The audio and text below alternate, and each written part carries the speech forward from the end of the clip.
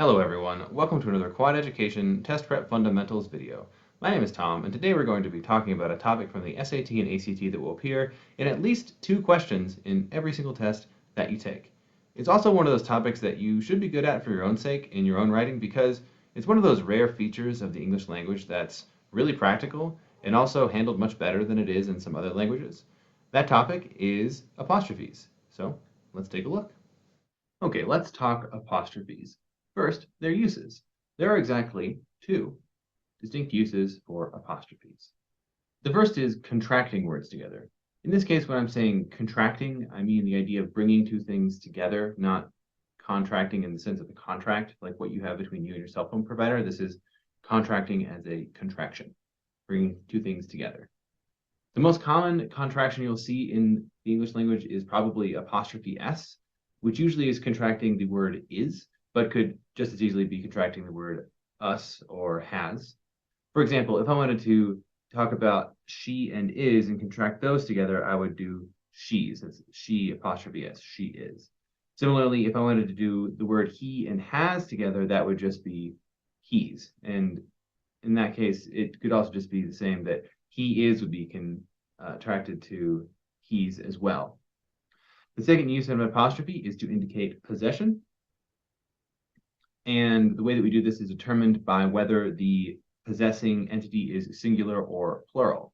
So if the possessing entity is singular, like in this first case here with frog, the frog, one frog, we use apostrophe S to say one frog's legs, the legs that belong to one frog.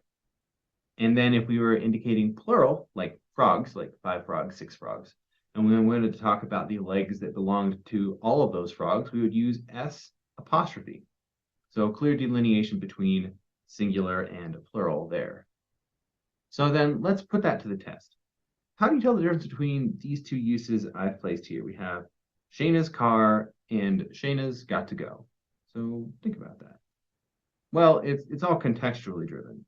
So apostrophe S here with Shayna could either mean is, has, or ownership. And we wouldn't want to say Shayna is car because that doesn't make sense. And if we said Shayna has car, that would also not make sense because we need an a or a the or several or something like that between Shayna's and car.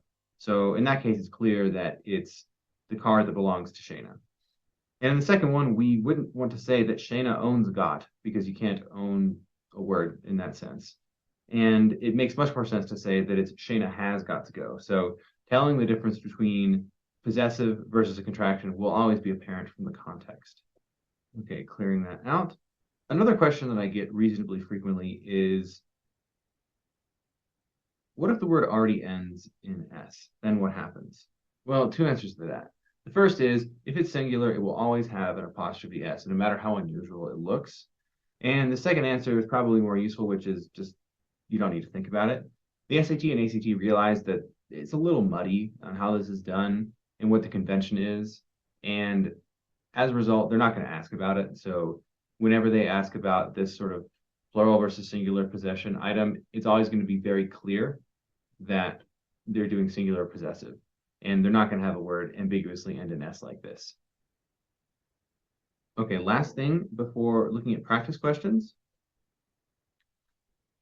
we have it's versus its versus its. And this is a big sticking point for folks. So before I explain it, just take a quick second to think to yourself, okay, what's the difference between these? What do these 3 things mean? Okay, let's review. So each of these 3 items only has one definition. We'll talk about IT apostrophe S first. That only means one thing, and the only thing that means is it is. Doesn't mean anything else. And then the second item there, ITS without an apostrophe, only means one thing. And the one thing that means is possession. So, a way to think about this is belongs to it. An example I often use is this car is old. Its tires are flat. The tires that belong to the car are flat. That's its in that case. And then our last one there, ITS apostrophe, that only means one thing as well. And the thing that means is actually nothing. This is something that you will only see on these tests as an incorrect answer. You see that as an option, just get rid of it right away, and you're immediately down to 3. because it doesn't exist. I like to say to people that ITS apostrophe is less of word than ain't, because at least people use the word ain't even though it's technically not a word. Okay, let's clear all of my scribbles out and do a few example problems.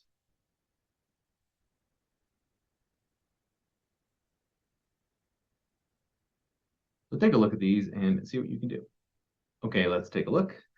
First question, during their early years, the movement focused on the value of attending to the finer details of culinary development. Chefs spent inordinate amounts of time developing the minute nuance of their dishes. Whoever wrote this must have been a foodie.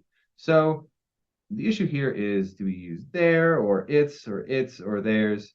And in this case, we wouldn't say during it is early years. So we can go ahead and get rid of IT apostrophe S. And then we want to focus on who, to whom or to what these early years belong to. And the nice thing is the owner is right here. It's the movement. And since you can say movements, plural, we know that the movement is singular. And so we wouldn't want to have a plural pronoun with a singular antecedent. That's the thing the pronoun refers to. And so we're going to get rid of everything that deals with there, because there is plural. And that's to say we are left with belongs to it, the movement. Okay, looking at the second example here, Julie the hound dog was assigned the mushroom sniffing project due to her ability, much like a TSA dog's, to ignore all other smells while she is on the job. Ooh, that's quite a mess. I would say right away that TSA dogs, we have the word which indicates, and it's in all the other answers too, so we know that it has to be one dog. And so anything that indicates a plural must be incorrect. And then after that, we're saying, okay, well, it has to be a single dog, which is nice for both those options. And then we're sort of into punctuation, other punctuation rule territory here, where we're deciding whether to enclose our little extra parenthetical element with dashes on both sides or a dash on one side and a comma on the other. And if it's in the middle of the sentence, we know that it needs to be a dash on both sides. We need to be consistent with naming that parenthetical. And so the answer then appears to be C, which it is. Okay, that's it for this video. Hopefully you can see that apostrophes are a great feature of the English language and one that you should know exactly when and where to use. And not just because it's on the test, but also that. If you found this material useful, we hope you will consider liking, sharing, and subscribing to Quad Education. Thank you for watching, and I hope you have a great day.